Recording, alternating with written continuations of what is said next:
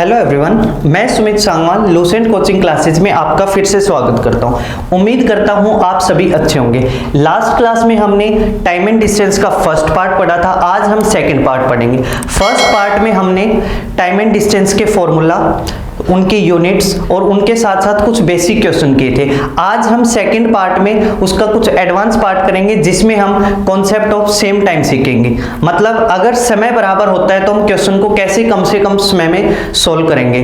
तो जिस बच्चे ने पहले फर्स्ट पार्ट नहीं देखा है वो लिंक यूज करके पहले फर्स्ट पार्ट देखे, उसके बाद सेकेंड पार्ट देखे। ठीक है, तो चलिए शुरू करते हैं। देखो, concept of same time. Concept of same time का मतलब है, अगर कोई दो व्यक्ति हैं, वो दोनों सेम टाइम में जितनी डिस्टेंस कवर करते हैं या जिस स्पीड से वो चलते हैं, तो क्या होता है, डिस्टेंस का रेशियो स्पीड के रेशियो के क्या होता है, इक्वल होता है। मतलब दोनों की d1 divide by d2 equal होता है s1 डिवाइड बाई s2 के। डिस्टेंस का रेशियो किसके इक्वल होता है, स्पीड के रेशियो के इक्वल होता है। ये चीज हमेशा याद रखना। जब समय बराबर होता है तो दूरी का अनुपात चाल के अनुपात के क्या होता है, बराबर होता है। इसको कैसे समझेंगे, देखो, ये कोई डिस्टेंस है, यहाँ पे ए व्यक्ति है, यहाँ पे बी व्यक्ति है, और ये कोई पॉइंट है सी, ये सी पॉइंट पे मिलते हैं। ए यहां से चलता है सी पर पहुंचता है, बी यहां से चलता है सी पे पहुंचता है। ए चलता है तो इसने d1 डिस्टेंस कवर किया है, इसने d2 डिस्टेंस कवर किया, इसने s1 स्पीड से किया है, इसने s2 स्पीड से।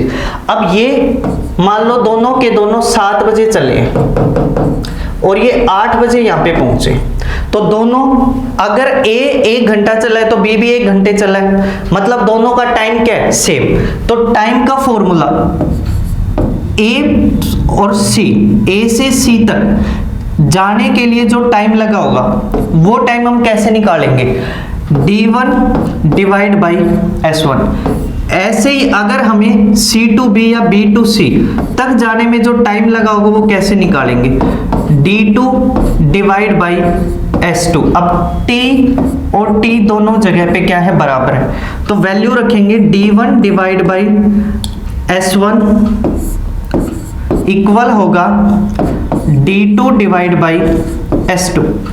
यहां से अगर हम वैल्यू निकालेंगे तो d1 divide by d2 equal आएगा आपका s1 डिवाइड बाई s2। इसके पीछे आपका ये कॉन्सेप्ट है। तो जब भी आपका क्या होता है, टाइम सेम होता है, तो दूरी का अनुपात हमेशा चाल के अनुपात के क्या होता है, बराबर होता है। इसके ऊपर कैसे क्वेश्चन आएंगे और कैसे सोल्व करने, देखो क्वेश्चन है, एक चोर पुलिस को देखता है और भागना शुरू करता है। अगर वह पुलिस से 400 मीटर दूर हो तथा पुलिस की चाल 12 किलोमीटर प्रति घंटा और चोर की चाल 10 किलोमीटर प्रति घंटा हो, तो पकड़े जाने से पहले चोर ने कितनी दूरी तय की होगी। तो कैसे सोल्व करेंगे, देखो, पुलिस और चोर, पहले लिखते हैं स्पीड का रेशियो। स्पीड दे रखी है, पुलिस की कितनी है, 12, चोर की कितनी है, 10। अब स्पीड का रेशियो 12:10 हो गया। स्पीड का रेशियो क्या हो गया, 12:10। तो इनकी डिस्टेंस का रेशियो क्या होगा, डिस्टेंस का रेशियो भी क्या होता है, सेम होता है, तो मतलब 12 क्या आएगा, 10 ही आएगा। मतलब पुलिस वाला अगर 12 दूरी तय करता है तो चोर कितनी यूनिट दूरी तय करता है, 10 यूनिट। अगर पुलिस की चाल 12 यूनिट है तो चोर की चाल कितनी यूनिट है, 10 यूनिट। सेम, अगर पुलिस वाले ने 12 यूनिट दूरी तय की है तो चोर ने कितने यूनिट दूरी तय की है, 10 यूनिट। दोनों के बीच में कितने यूनिट का गैप है, 2 यूनिट का। दोनों के बीच में कितनी यूनिट का गैप है, 2 यूनिट का। अब गैप दोनों में बता कितने का रखा है, 400 का। मतलब ये 2 यूनिट इक्वल होंगी किसके, 2 यूनिट किसके इक्वल होंगी, आपकी 400 की। तो अगर 2 यूनिट 400 की इक्वल है तो 1 यूनिट किसके इक्वल होगी, 200 की। अब 1 यूनिट की वैल्यू 200 है, पुलिस वाले की 12 है और चोर की कितनी है, 10। अगर 1 यूनिट की वैल्यू 200 है तो 12 यूनिट की वैल्यू क्या होगी, 2400, एंड 10 यूनिट की वैल्यू क्या होगी आपकी, 2000। ये 2400 और ये कितना आ गया आपका 2000। तो आपसे पूछा गया है कि पकड़े जाने से पहले चोर कितनी दूरी तय कर चुका है। तो चोर ने कितनी दूरी तय की है 2000 चोर ने, और पुलिस वाले ने कितनी 2400। ठीक है, पुलिस वाले ने 2400 क्यों किया, क्योंकि चोर 2000 तो आगे भागा है और 400 मीटर का जो इन दोनों के बीच में गैप था वो भी कवर किया है। तो 2400 मीटर तो किसने किया है, पुलिस वाले ने, और 2000 मीटर किसने की है, चोर ने। तो 2000 मीटर का मतलब हो गया 2 किलोमीटर और 2400 मीटर का मतलब हो गया 2 किलोमीटर 400 मीटर। ठीक है, तो हमें कुछ नहीं करना, सबसे पहले हम डायरेक्ट यहां से भी कर सकते हैं। इसकी यूनिट है 12, इसकी 10 है। स्पीड अगर 12 और 10 है तो डिस्टेंस भी क्या होगा 12 और 10। दोनों के बीच में गैप कितने का है 2 इक्वल किसके होगा 400, 1 इक्वल किसके होगा 200। अगर 1 यूनिट की वैल्यू 200 है तो 12 यूनिट की वैल्यू क्या होगी 2400 एंड 10 यूनिट्स की वैल्यू क्या होगी 2000। ठीक है, नेक्स्ट क्वेश्चन देखो। क्वेश्चन है ए और बी एक दूसरे की तरफ चलना शुरू करते तथा उनकी चालें क्रम से 25 किलोमीटर प्रति घंटा और 15 किलोमीटर प्रति घंटा है। यदि ए 250 मीटर बी से ज्यादा दूरी का तय करता है तो आपसे पूछा गया है कि ए और बी के बीच की दूरी कितनी थी। तो यहां पे देखो ए और बी दो व्यक्ति हैं, ये इनके बीच का गैप है। ये यहां से चलता है 25 किलोमीटर पर आवर की स्पीड से इस साइड, और ये चलता है 15 किलोमीटर पर आवर की स्पीड से इस साइड। ठीक है, तो इसको सोल्व कैसे करेंगे देखो। ए और बी, पहले स्पीड दे रखी है इनकी 25 एंड 15। तो डिस्टेंस क्या होगी, डिस्टेंस भी क्या होगी सेम होगी, क्योंकि दोनों सेम टाइम चले। आपसे पूछा गया है कि टोटल इन दोनों के बीच की दूरी क्या होगी। ये बताओ, ये इधर से 25 यूनिट चलता है, ये इधर से 15 यूनिट चलता है, तो 25 इधर से चला और 15 इधर से, टोटल इन्होंने कितने यूनिट डिस्टेंस कवर की 40 यूनिट। ठीक है, अब ये कह रहा है यदि ए 250 मीटर बी से ज्यादा चलता है, मतलब ए यहां तक आता है, यहां पर आता है तो बी यहां पे आता है, लेकिन ए ने बी से 250 मीटर दूरी ज्यादा तय की है। क्यों की है, क्योंकि ए की स्पीड क्या थी ज्यादा थी। मतलब ए अगर 25 करता है तो बी कितना करता है 15। ए कितनी ज्यादा कर रहा है, कितने यूनिट दूरी ज्यादा तय कर रहा है 10 यूनिट, और बता कितना रखा है 250 यूनिट। मतलब 10 यूनिट्स इक्वल किसके दे रखे हैं 250 यूनिट्स के। 1 यूनिट इक्वल किसकी होगी 25 की। अब 1 यूनिट की वैल्यू आपको पता लगी 25। आपसे पूछा गया है कि उन दोनों के बीच में दूरी कितनी थी। तो अगर ये 25 चला है, ये 15 चला है, तो टोटल डिस्टेंस कितनी यूनिट होगी 40 यूनिट। तो 1 यूनिट की वैल्यू अगर 25 है तो 40 यूनिट्स की वैल्यू क्या होगी 40 इंटू में 25, मतलब 1000 मीटर या फिर 1 किलोमीटर। दोनों के बीच में गैप कितना आएगा 1000 मीटर या फिर 1 किलोमीटर। तो कुछ नहीं किया, ये 25 है, ये कितना है 15, और गैप कितना है 250। दोनों के बीच में गैप कितने का है 10 का। 10 इक्वल 250, 1 इक्वल 25, 1 यूनिट की वैल्यू 25 है, तो टोटल कितनी होगी 40 यूनिट्स की वैल्यू क्या होगी आपकी 1000 मीटर या 1 किलोमीटर। ठीक है, नेक्स्ट क्वेश्चन देखो। एक पुलिस वाला एक चोर को 800 मीटर की दूरी पर देखता है और चोर भागना शुरू करता है। चोर 12 किलोमीटर 39 मिनट में भागता है तथा पुलिस वाला 12 किलोमीटर 31 मिनट में भागता है। तो पकड़े जाने तक चोर ने कितनी दूरी तय की है। तो देखो, पहले आपको बता रखा है, मैंने बताया था स्पीड इक्वल किसके होते हैं डिस्टेंस अपॉन में टाइम। पुलिस है और कौन है चोर, पुलिस और थीप। अब ये कह रहा है स्पीड का रेशियो निकालेंगे, तो कैसे निकालेंगे, स्पीड इक्वल होती है डिस्टेंस अपॉन में टाइम। अब डिस्टेंस कितनी है 12 किलोमीटर, टाइम कितना है 39 मिनट। यहां पे है सॉरी, चोर की पुलिस वाली कितनी है 12 किलोमीटर 31 मिनट। चोर की कितनी है 39 मिनट्स में 12 किलोमीटर 39 मिनट ये दे रखा है।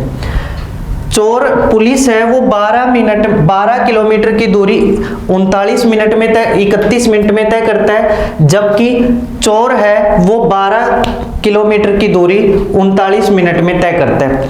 तो अगर स्पीड का रेशियो ये हो गया, स्पीड का रेशियो ये हो गया, तो यहाँ पे डिस्टेंस का रेशियो क्या होगा, डिस्टेंस का रेशियो क्या होगा, सेम होता है। सेम होता है तो क्या होगा, अब देखो जब रेशियो की बात आती है तो सेम नंबर कट जाते हैं, 12 से 12 कटेगा। यहाँ पे हो गया आपका 1/31। कैसे करते हैं देखो सॉल्व। अगर मैं कहूँ 12:31 है और 12:39 है, इन दोनों का रेशियो क्या होगा, तो सबसे पहले इन दोनों का एलसीएम देखो और एलसीएम से दोनों की मल्टीप्लाई कर दो। इन दोनों का एलसीएम क्या आएगा 31 इंटू में 39 कह सकते हैं, इन दोनों की गुणा ही क्या होगा इनका एलसीएम होगा। यहाँ पे भी इससे मल्टीप्लाई कर दो 31 इंटू में 39। अब रेशियो में कॉमन चीजें कर जाती है, 12 से 12 कैंसिल, 31 से 31, 39 से 39, तो क्या बचेगा आपके पास 39:31। ये क्या आएगा रेशियो। तो आपको ऐसे रेशियो निकालना है, 39 इधर चला जाएगा, 39:31 क्या आएगा 39:31 आपका ये आ गया। अब देखो दोनों के बीच में गैप कितने यूनिट का है 8 यूनिट का, और गैप बता कितने का रखा है 800। 8 यूनिट इक्वल होंगी आपकी 800 की, 1 यूनिट इक्वल होगी किसकी 100 की। अगर 1 यूनिट की वैल्यू आपकी 100 है तो आपसे पूछा गया है तो पकड़े जाने से पहले चोर ने कितनी दूरी तय की थी, चोर की कितनी है 31 यूनिट, 1 यूनिट इक्वल 100 के, तो चोर की यूनिट है 31 यूनिट की वैल्यू क्या होगी मल्टीप्लाई में 100 मीटर। अगर आपसे पुलिस की पूछी जाए तो यूनिट है 39 इंटू में 100, तो टोटल कितना होगा 3900 मीटर। क्योंकि पुलिस 800 मीटर ज्यादा इसलिए चलेगी क्योंकि पुलिस ने जो इन दोनों के बीच का गैप है वो भी क्या किया हुआ है कवर किया हुआ है। ठीक है, नेक्स्ट क्वेश्चन देखो। एक आदमी एक स्थान पर 25 घंटे में पहुंचता है, यदि वह अपनी चाल को 1/15 से कम कर देता है तो उतने ही समय में 10 किलोमीटर कम चल पाता है, तो व्यक्ति की वास्तविक चाल क्या होगी। अब देखो पहले लिखते हैं स्पीड, ठीक है। ये कह रहे हैं यदि वह अपनी चाल 1/15 से कम कर दे, मान लो पहले उसकी चाल कितनी थी 15, ये पहले की चाल लिख ली हमने, पहले उसकी चाल कितनी थी 15 बाद। अब ये कह रहे हैं 1/15, देखो 1/15 जो भी डिनोमिनेटर होता है उसको हम ओरिजिनल वैल्यू कंसीडर कर लेते हैं। हमने मान ली कि ओरिजिनल स्पीड उसकी कितनी थी 50। अब ये कह रहा है कम कर देता है 1/15, मतलब 15 में से एक भाग कम कर देता है, तो बचेगी कितनी 14। पहले हम क्या मान लेते हैं ओरिजिनल 15 में से एक भाग कम कर देता है, ये कह रहे हैं 1/15 भाग, मतलब 15 का एक भाग कम कर देता है, तो 15 में से एक कम कर देगा, कितनी बचेगी 14। पहले उसकी स्पीड कितनी थी 15, अब कितनी हो गई 14, तो डिस्टेंस क्या होगी सेम होती है क्योंकि टाइम सेम है, डिस्टेंस भी क्या होगी 15 और कितनी होगी 14।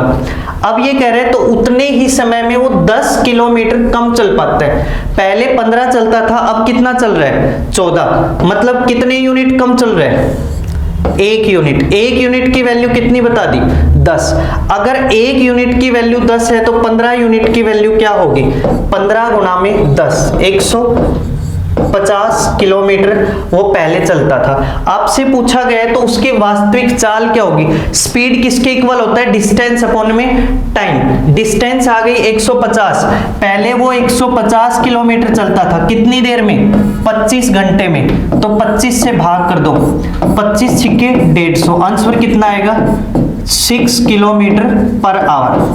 आंसर कितना आएगा आपका 6 kilometre per hour, 6 kilometre per hour, यही पूछा गया था। वास्तविक चाल मतलब पहले जो दूरी तय करता था, जितनी डिस्टेंस वो तय की है उसने किसमें, शुरुआत में, तो पहले वो 150 कर रहा था, अब कितनी कर रहा है, 140। तो यही आपसे स्पीड पूछी गई है। 150 डिवाइड बाई 25, आंसर कितना आएगा हमारा 6। दोबारा से देखो कैसे किया है। स्पीड ये कह रहा है 1/15 कम कर देता है, मतलब 15 में से 1 भाग कम कर देता है। 15 में से 1 भाग कम करता है, हमने मान लिया पहले वो 15 चलता था, अब 1 कम चल रहा है, तो 15 चल रहा था पहले, अब कितना चलेगा, 14। तो 14 चलेगा, स्पीड का रेशियो क्या आ गया, 15:14। तो स्पीड का रेशियो अगर 15:14 है तो डिस्टेंस का रेशियो भी क्या होगा, 15:14। पहले वो 15 चल रहा था, अब कितनी चल रहा है, 14 चल रहा है। कितने यूनिट कम चल रहा है, 1 यूनिट की वैल्यू कितनी बता रहा है, 10। तो 15 यूनिट की वैल्यू क्या होगी, 150। 150 किलोमीटर दूरी 25 घंटे में तय करता है, मतलब 150 किलोमीटर 25 आवर में उसने क्या की है, कंप्लीट की है। तो स्पीड क्या होगी, डिस्टेंस अपॉन में टाइम, कितना आएगा, 6 किलोमीटर पर आवर। तो देखो काफी इंटरेस्टिंग क्वेश्चन है।